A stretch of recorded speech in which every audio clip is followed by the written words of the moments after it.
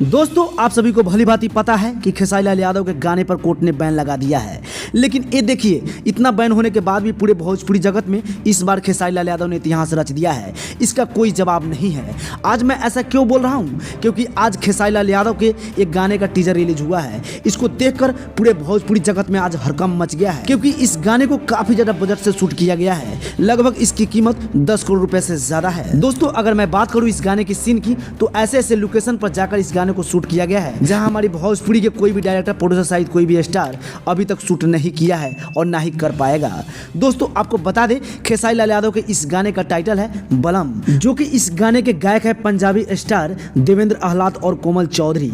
लेकिन इसमें खेसारी लाल यादव ने इस गाने को गाया नहीं है बल्कि एक्टिंग फारू किया है। इस गाने को इस तरह से सजाकर शूट किया गया है कि कोई भी भोजपुरी स्टार सहित कोई भी बॉलीवुड के एक्टर इस गाने का रिकॉर्ड नहीं तोड़ सकता है।